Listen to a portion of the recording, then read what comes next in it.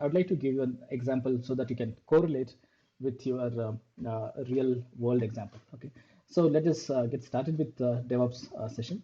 So we'll learn after the session. We will learn why it is there and what it does and how we do it. Okay, so let us just consider and manufacturing unit of say an RO purifier, water purifier. So you see that one is a finished product and the other is all the spare parts that goes into this.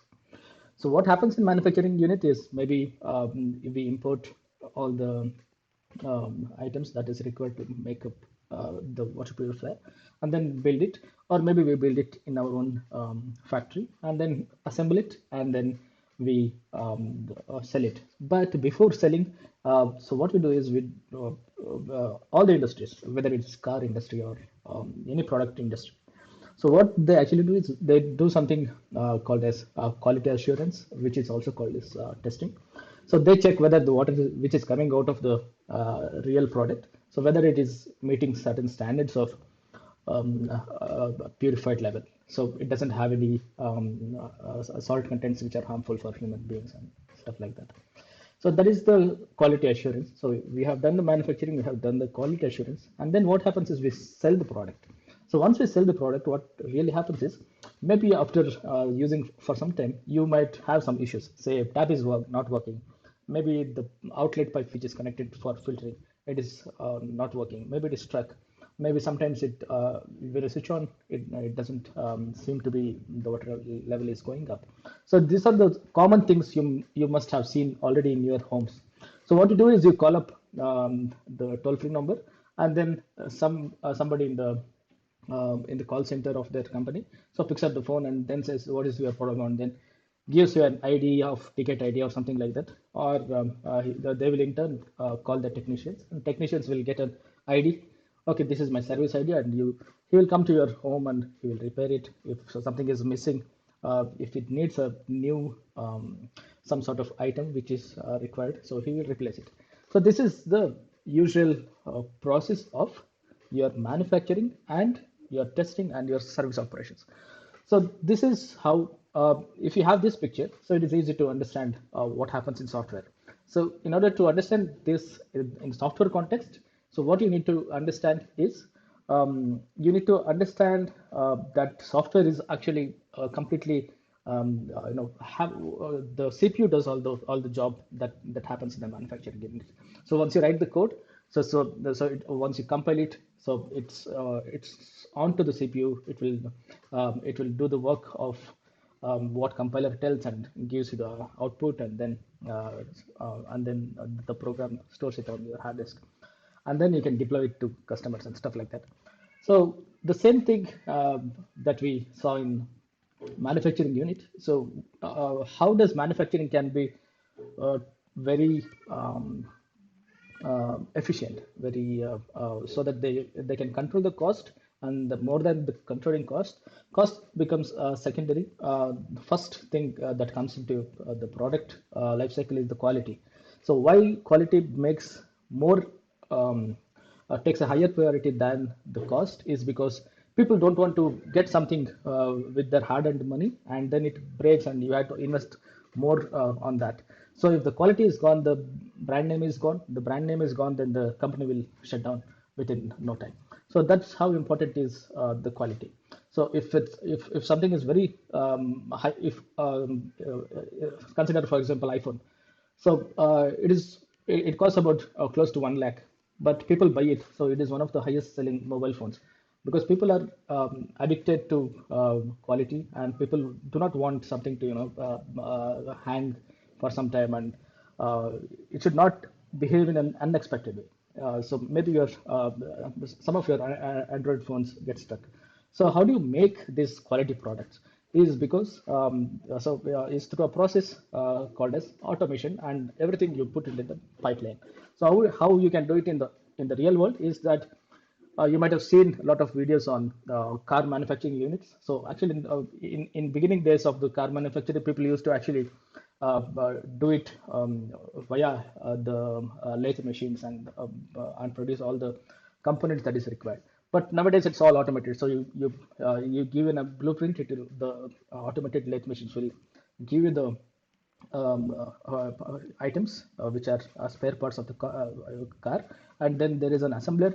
So it will just pick up a robotic automation, and then it will make a car out of the factory. So similarly, so you have an automated assembly line, so less humans are involved, and because you can program the machine and you can make machines work 24 bar 7.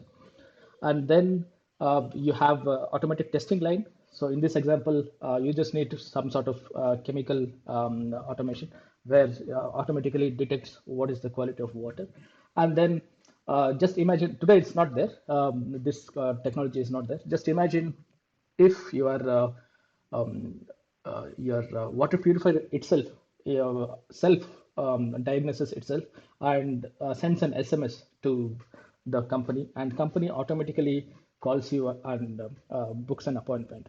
So that can happen actually. So this is how we can reduce less um, uh, less efforts in terms of manual efforts. So once you put in the pipeline, things starts working without much of a hassle. So this sort of automated world when we live in, so we try to how can you produce quality by reducing the timelines of these processes. For example, you might have already experienced with a customer care center. You call up and say my water purifier is not working. Then he says, no sir, today it's raining, I cannot come. This product, this spare part is not there. Maybe some other problem. So they will come. Maybe they will come after 3 days or 4 days. By then you will have to make sure that you will boil the water, and then you have to find an alternative way to produce a purified water. Maybe you boil the water and store it in your in the pots, right? Okay. Then okay. Then all this customer care center. So this sort of inefficient way of working will start reducing, and will automatically stop if you automate the process. So that is how the automation solves the problem. So automation is an important component of something called as DevOps. So let us try to put this in a software context. So in software, what happens is just like our water purifiers. So it has several processes. You might have studied this in your software this one, what is that, syllabus already. So there are several phases. So this is like generalized phase. So there is after requirements. Requirements may be called as stage 0, and stage 1 is planning. Then it goes to analysis. People design it. People try to implement it. Then it goes to testing, and then it gets into actual production, and then people start using it. And this phase of people start using it, and customers are using it, and you are getting live updates. So this place or this section or this part of the process is called a software maintenance, because you might get bugs, and bugs gets fixed. So this goes on and on until you kind of move to different technology, or until this product lives. For example, let us take an example of Netflix, because most of you might be using Netflix. So what happens in Netflix is so Netflix, when you develop the software of Netflix, which is a streaming service, so there are several items. So let us consider, for example, there is login. So when you log into the Netflix, so it already suggests something. So that is, let us consider that as a auto suggest feature, and then let us consider country specific of suggestions as one more feature, which is say something related to machine learning. And there is a feature which multiple people can use. So let us, if you take these couple of features, so what people are actually doing is, so all the developers who are working in different features, so they actually do not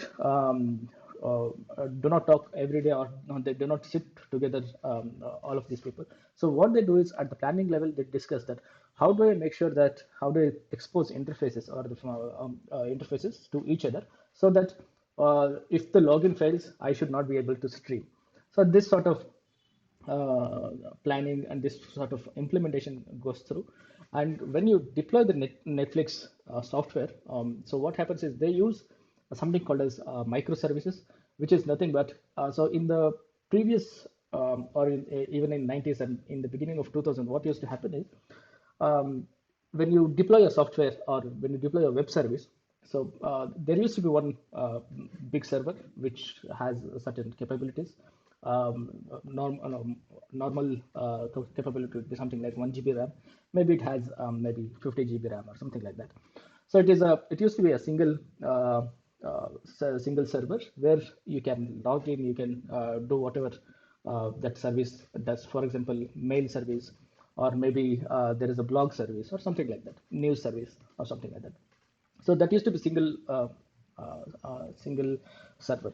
So what people are moving towards is that you might have heard about cloud. So what it actually means is now I don't really require one server. What I need to do is I can have the same code running on two servers. So what is the advantage? Advantage is that if one server goes down, so my service is still on. So people users can still use my service. So that's the core idea of the why people move to cloud. So this is what is called as redundancy or this is called a single point of failure. So in order to solve the single point of failure, you build a redundancy, and then so since there are only two, now people start thinking, okay, why only two? I can build hundreds of this. So that this starts starts a new concept, or the people move to something called as distributed systems. So now your applications are running on 100 servers, the same applications. So now you can also think of, now people become intelligent and they become really smart. So what is the need of running one application in hundreds of these servers? Why not I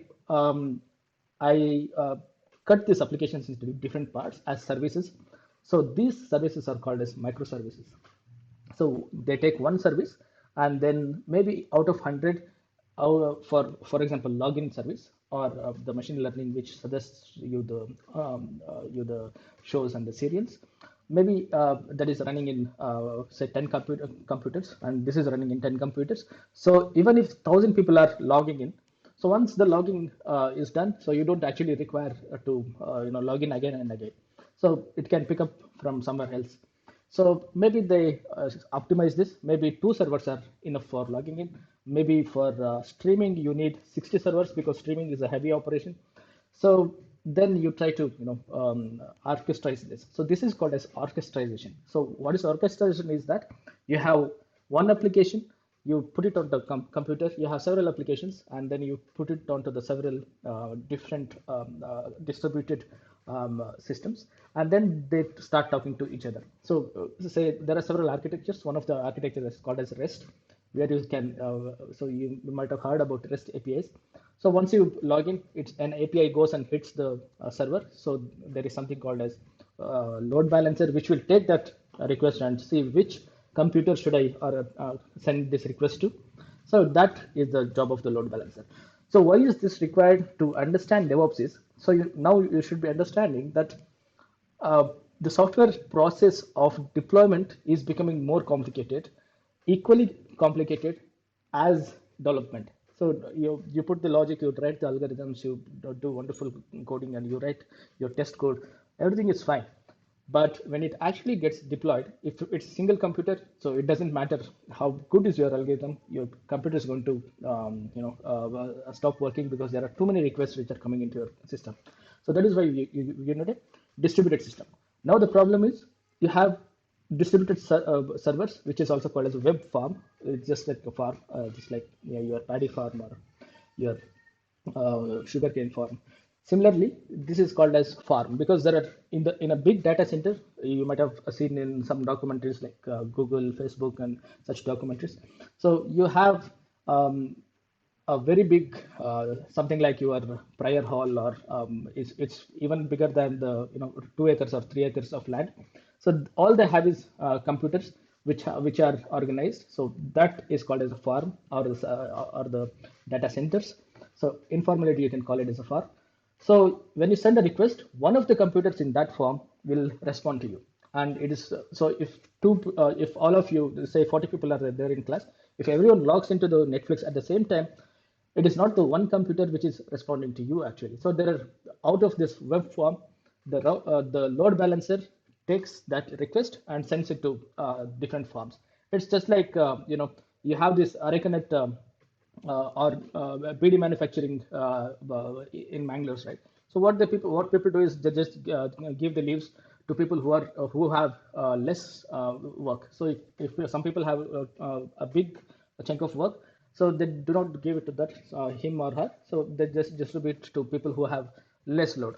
So this is how the load balancing, the concept of load balancing. So you can organize this in an automated format. So this is called as orchestration. Why do you need an orchestration? So it is not possible, or it is very time consuming. So Netflix might be using 10,000 computers. It is not practical to go to every computer, connect your cable, and configure the software. So what people do is people take that services and automate deployment. So the sending your software and putting it into the different computers so that other users can use it is called as deployment.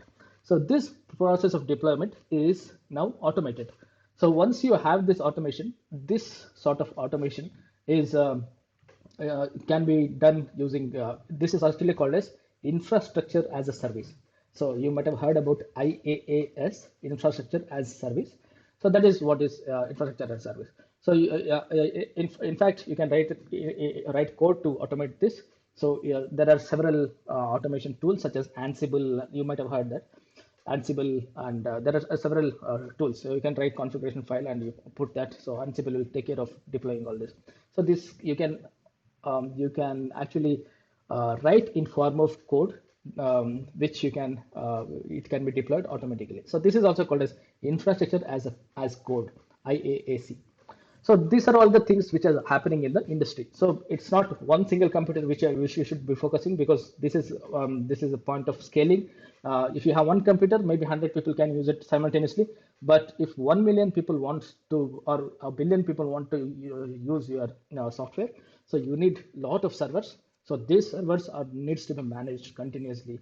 So this complete thing is called as operations in software world.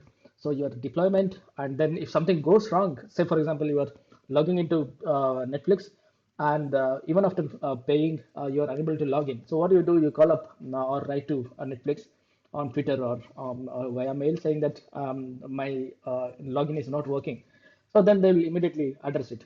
But even before you know it, so if you get the errors for two or three times, so our system might automatically detect that this guy is having some problem. Maybe this request needs to be routed to someone something else.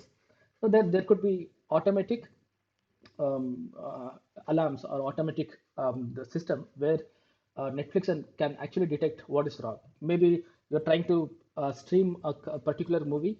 Maybe that movie is stored in one of the local servers, say in Mumbai or in Bangalore, but you are unable to stream. Maybe that is moved to somewhere else. It's very far away, so it's quite slow in the beginning, something like that.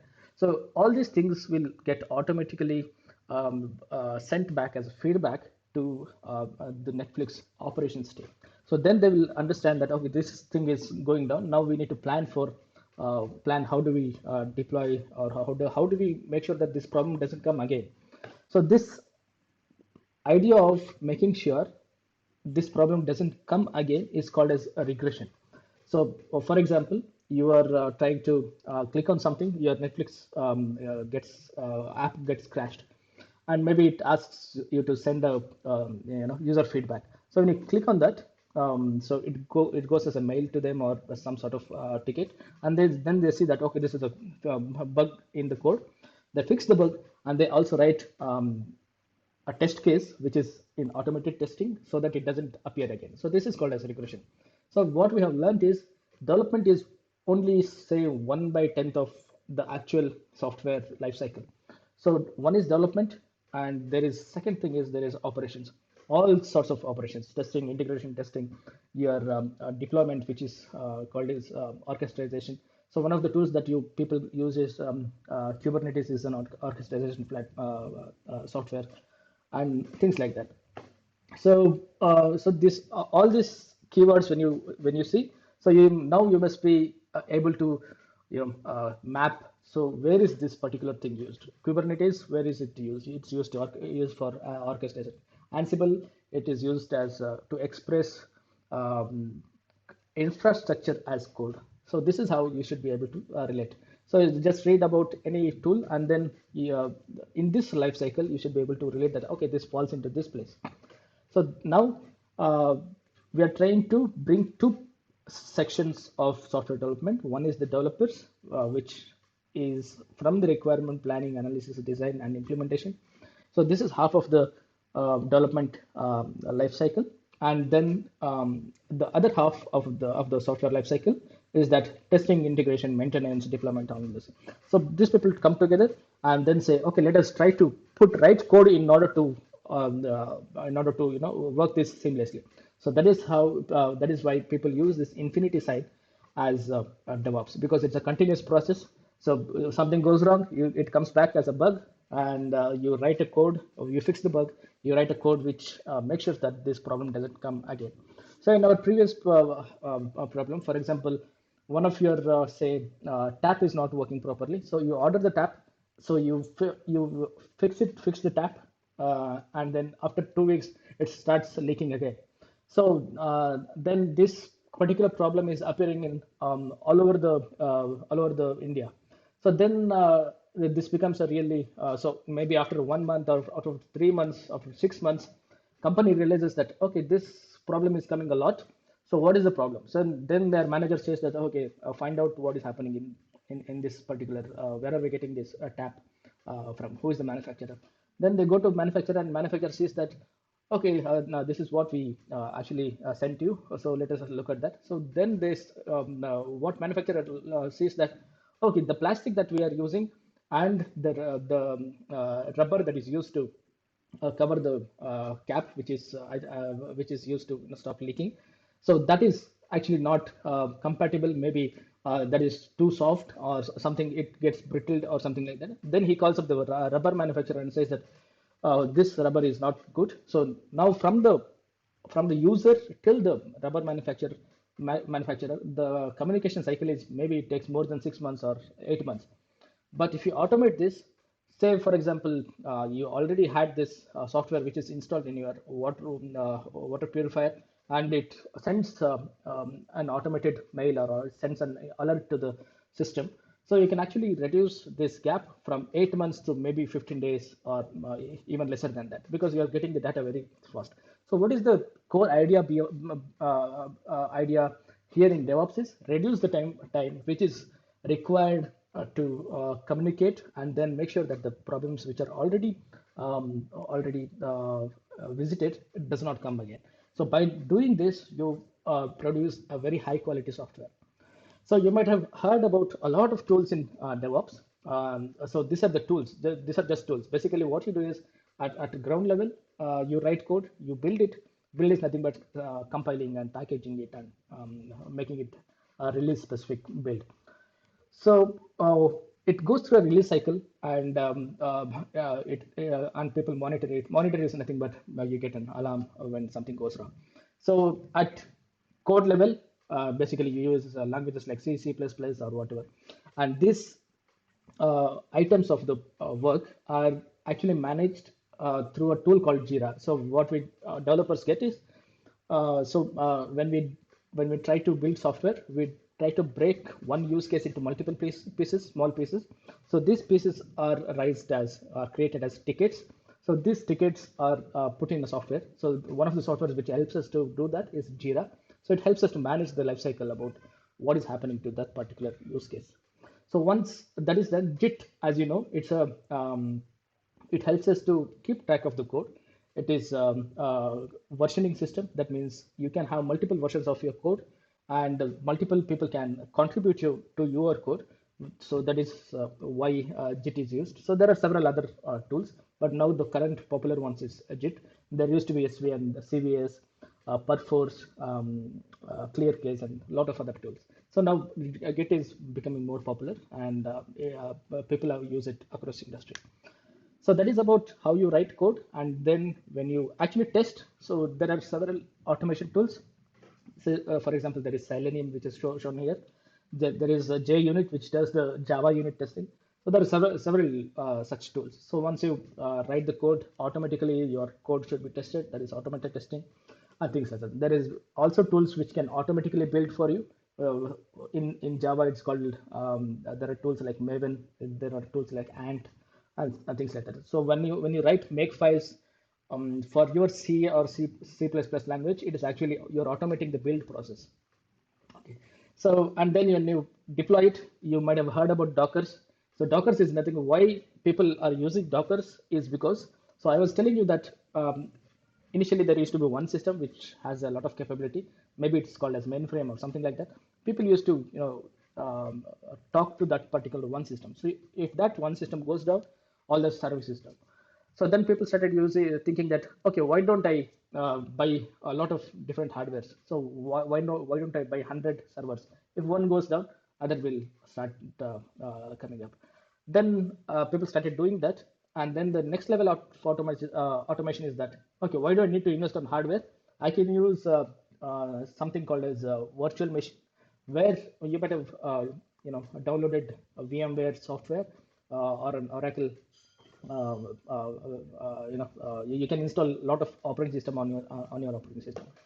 So if you are using Mac, you can install Windows and Linux, and you can install a Windows on top of your MacBook. So it's similarly operating system. Your basic operating system becomes a host, and others become guest. So this is virtual machine. So people started using virtual machines instead of actual machines because of cost cutting, and then now people started using. So why do if I need to host only one application or a couple of applications, I don't really require a complete operating system. What I can do is I can still try to isolate this in a certain way. So that certain way of isolating the systems is called as containerization. So all these containers needs to be handled by some software. So that such one software is called as Docker. There are several others which are going in the industry. So Docker is one of the popular ones. So you can install Docker. So once you install the Docker, just like virtual machine uses an hypervisor. Similarly, Docker has its own sort of a hypervisor.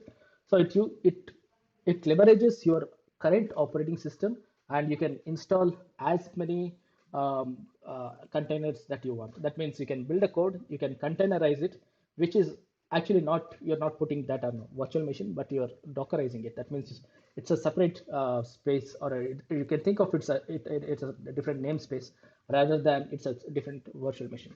So this is called as containerization. So once you have a lot of applications in your Docker, that means you have a lot of containers. Say you have 1,000 containers.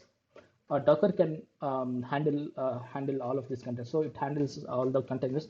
Maybe one of the container, say in Netflix, handles a login.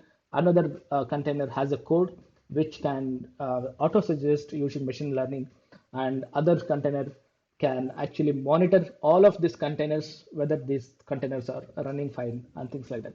So this is how the people are optimizing on the cost of hardware. So now we moved from one single hardware to the Docker system. So in order to deploy this container, say for example, all of a sudden maybe there is a movie, something like maybe there is Shah Rukh Khan's movie or Salman Khan's movie, which is coming next week.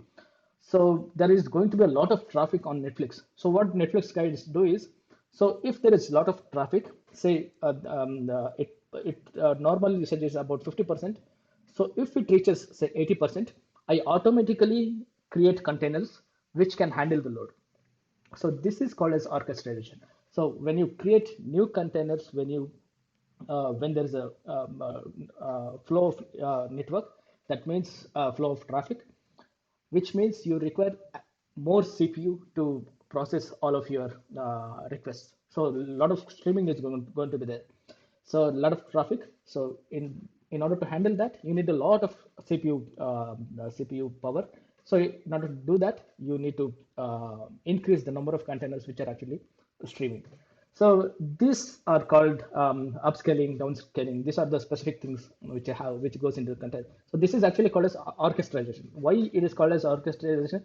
Because in music, well, you might have seen that people are doing like this. So when the orchestra in the orchestra, the person who is standing in front of musicians who is doing conduct, he is called conductor, not the bus conductor. He's called the musician conductor. He has a lot of knowledge in terms of harmony and stuff like that. So he knows how to conduct it. So once he raises hand, that means the volume needs to go high. So similar idea. So when you require a lot of CPU power, you automatically increase or you spin off new containers. So that is how your load is, your traffic is handled, and then you handle all the traffic very smoothly. So once it goes down, so automatically the system will detect that okay, now you don't need so many containers because now the demand has gone down. So you can just bring it down, bring the volume down, so you can have less containers. So this art of making containers spinning off and spinning down is called as orchestration. That orchestration tool is called as Kubernetes. So this is one of the tools. There are several tools like that. And then when you bring up new machines, so you need to configure it. There are several um, tools to do that. One of the popular tools is Ansible. You can say that, for example, you want a new Linux machine, which has, say, for example, VLC movie player. So you ask a cloud server saying that, okay, I need such and such a software. So you just send that. Click on. Maybe you can use AWS or Google Cloud or Azure or whatever. Actually, you can ask for what system you need, what is the configuration that you need. You just click on that and you send, create a new PC or a new Linux terminal for you. So it will automatically configure everything in the backend and give it to you. So this is done through a tool called Ansible. So this is how you put the code in terms of infrastructure. So this is called as infrastructure as code. So you can express infrastructure as code. So that is about Ansible, Kubernetes, Docker. So where does AWS come? AWS, as you know, so it's now and there are smart companies which came to know that okay, now people are moving to Dockers, and people want a virtual machine. People want a lot of servers because they cannot do it on their system itself because it's a heavy operation. For example, if you want to say you want to process a video of say 10 GB, which is of very high quality. So maybe it's a so something like 48, it's 48 megapixel, or maybe a 3D, or maybe a slow motion video or something like that, which is actually very heavy. So you cannot do it on your laptop. Your laptop will start crying. So what you do is you send this file to one of the AWS servers. So the web form that we were talking about. So or it will get split to multiple computers. So it will just you can use all this power which is already now provided by the AWS or Google Cloud or Microsoft Azure. So they will give you CPU power. You can finish the job, and then your edited video comes back. So this is how people are making services, and people are making money out of this. So this is actually what is called as cloud, because you are sending some instruction to a computer which is not on your local computer. You send to them. So even people from AWS cannot tell you that which is the computer being used. They have to look at the code and logs which computer is being used. So because this is automatically routed. So that is how the world is moving towards, and that is what is happening actually in today's world. So when you watch a Netflix movie, so maybe it is getting streamed by a lot of servers which you don't know. So when you actually browse shopping on Amazon.com, so Amazon.in, so all the things that you see, for example, log in your shopping cart, your payments and all these things. These things are not hosted on one single computer. They are hosted on, say, it's like a web farm. You can just think of, a land of say 10 acres or 20 acres where they have computers all over the place, and then there are load balancers which can route your traffic to right computers and get you the data. So that is what is now one single system has become thousands of systems, which you really don't care, because you send a request, you want to get a response. That's all. If you do not get a response, then you'll get a response from another PC. So that is how the things are moving. So now you understand that writing code is just one small part. Actually, the deployment, managing the software lifecycle, managing the infrastructure, and all these things are actually even bigger when you think in terms of from the product point of view. So that is how big it is in terms of jobs and the market. So there is equal opportunity for DevOps people as there are opportunities for developers and testers, because right now you cannot be one person who knows only one language and one tool or something like that. So basically, you need to understand the process of the software and try to fit your tools into these things. Today there is Ansible, tomorrow there could be something else. Today there is Docker. People are moving from Docker, and Kubernetes has stopped the support for Docker, or dropped the official support and stuff like that.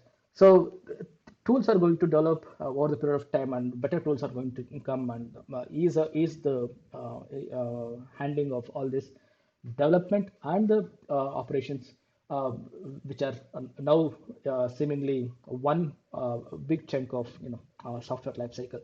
So that is how you reduce the the the delay in the communication, and get the very quick feedback. If something goes wrong, automatically you should be able to find it out. So that is what is actually DevOps. So your development and the operations are clubbed together, not just by people, by code and by process of automation. So all this automation can be done using tools like Jenkins. There is a chef, and there is CodeShip, and there are several things. And you might be seeing that there could be some dashboards which are telling that, okay, this many servers are running, this many servers are down, this many. So that sort of dashboard is part of monitoring process. So there is Splunk, there is Nagios, and then there is you might have heard about all this Tableau and things like that. So these are the dashboards. So you can integrate the dashboard into all these things and get the reports in the real time. So these are the tools which are like I just pick this from Google. So there are several tools. So you can see that I just wanted to introduce to these tools, but there are even more tools that there are there in the out there in the world. So people just use it, and you don't really care about one particular tool. You should understand the entire process and just learn about this. For example, you cannot become an expert in all of this. Maybe you pick one thing in each of this item, and then read about it, and then understand what is the problem that it solves. So basically, we're solving the problem of feedback. So we are getting the feedback very quickly. So if something goes wrong in the development, the integration test will quickly give a feedback that, okay, there is a bug already which was already found, fix it. And then if it we just make sure that the bugs do not reach the customer. If there is a bug in the customer event, in the customer's operation, then it gets very quickly escalated to the developers through this system. So that is how your DevOps works. Okay, so if I just want to put a two-word definition, it's just a feedback loop. So you reduce all the unnecessary things that you maybe like calling someone and waiting and sitting and waiting for someone to mail you back. So just it's a feedback loop which is built. So that is the takeaway that you need to keep in mind. So it's a feedback loop. So basically you're clubbing two things, which is development and the operations, because operations is becoming more challenging nowadays, because we have moved from one computer to maybe thousands, or there are I know some companies which buy 10,000 servers every year. So that is how big it is. So maybe there are already 100,000 servers which are being used in Facebook. You can just Google and see how many servers Facebook uses and how many servers Google uses. So that is how you are. That is why the deployment becomes very complicated, because you do not know where the services are running, and you need to keep track of it and stuff like that. Okay. So that's about the DevOps. So any questions, please ask.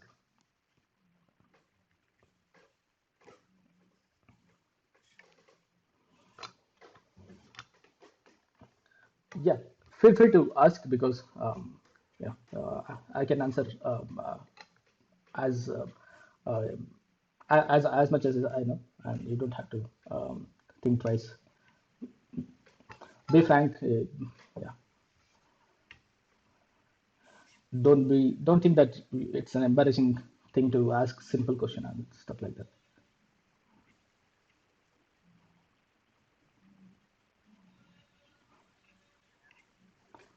Okay. Okay. I'm unable to see my mouse pointer. What's the question? Can you please read that? Okay, my mouse. Okay, very good question. So, um, what happens in software industry? We have seen that. So basically, what we do is we uh, from the planning till the maintenance, we develop the cycle. So in the testing, in the fifth yellow section in this diagram, so what we are trying to do is uh, CI is integration. So C stands for continuous integration. So why do you need a continuous? So software is not um, so if you say, if you develop a program just to take two names and uh, or maybe display the marks of your classmates, so what you develop on your system using, say, C language, and then you write code to compile it, GCC compile, and send it. So you cannot simply put that on a website, or something like that, right? What you need to do is, there are several dependencies which you actually not aware of. For example, you might have developed on the Windows. Maybe you are using some libraries. Maybe you are talking to some external API. Say there is a database which is sitting inside your college administration room, something like that. So these are the dependencies which you do not often think of. But when you send it to the product as a product, so these things automatically go to be part of that. So it's not your local system which goes. So your code, your configuration, and then your database, and maybe there is some more configuration which are related to that, your third-party libraries and things like that. So this integration of all these things into one thing is called as integration testing, and then this makes the software, right? So what usually used to happen in olden days is that there used to be a manual testing team. So maybe there are two people. Maybe one is writing code to log into a system. Maybe one is writing an algorithm to learn about what movies can be suggested to people. So there are two software pieces. When they actually get deployed, so we have to make sure that one is able to talk to each other. So that is how the software components are broken. So and then they needs to be integrated for the final product. This continuous integration is the person who is testing.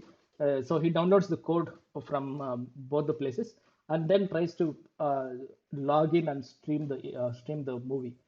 So what happens is, now if something goes wrong, he has to actually write a mail to developer or to his manager, because he doesn't know where the problem is, because he's trying to use uh, just be an end user. So his manager will take time to find out what is the problem, to whom should I assign this.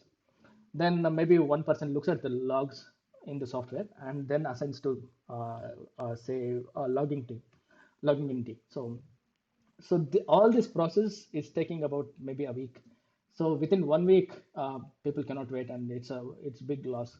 So if Netflix goes down for 1 hour, they lose about close to 100,000 dollars. That means it's yeah, it's yeah, 100,000, 100K is what they say.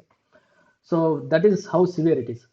So this continuous integration means you write a code to download this code, to automatically test. You don't manually test it. You write code to automate this process of maybe using Selenium or maybe using some sort of other testing tools. So you automate this, and there is no humans involved except writing the code to automate this. So no human is testing, but the code is testing. So once the code is testing this, if it finds a bug, so you can also write a section that, okay, send a mail with logs to the developers, concert developers. So both of them get the logs, and they can quickly look at the logs and say that, okay, this is the problem that I have in my system. So now you don't need a manager who wants to, send mails to other people, other teams, and then it's a vicious cycle. So people start blame game, saying that, okay, this is problem is not in my component, it's in your component, and things like that. So this sort of things is eliminated when you have automated integration. So this, why it is called as continuous, is because once you check in the code, so once you write the code and it check into the server. So this process of putting that into server is called as checking in. So once your code is checked in, automatically it is picked up by the continuous integration testing framework, and it runs some sort of testing. So this is continuous integration testing. So CI/CD stands for deployment. So continuous deployment is nothing but deploying is actually putting your software into the out in the world. That means, for example, there is a feature which could be maybe uploading your profile pic into the Netflix. So that is a new feature. So you don't need to actually stop all the software components just to deploy this feature. So what you can do is you can write the feature. So this feature gets into the server. From this server, people had to download and test it. So instead of that, your integration testing will do the integration testing, and the deployment code, which I was telling as infrastructure as a code, right? So something like Ansible, or there are several tools. So it will automatically pick up that feature and then deploy it to one of the containers, maybe if you're using Docker, and then others who wants to display it, for example UI programmers, so they just it just pops up on our mobile screen. So this automated way of putting things, or pushing the features and the bugs into the production, is called as deployment. Why it is called as continuous deployment?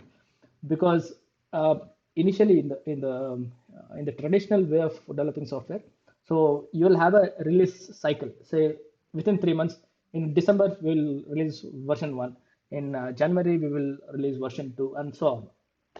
But in today's world, it's not like that. So what we do is we develop a feature, we automatically deploy it. That means the time you press enter on your laptop, and deployment is about maybe less than 5 minutes. So if everything passes well, so that is how fast can be, even faster. So it doesn't take more time. So that is why it's called as continuous deployment and continuous integration. So continuous integration makes sure that your basic features are working, your third-party libraries and other configurations which are dependencies for this software are taken care. Deployment takes care of automatically deploying to the production world. So that is what is CI/CD stands for.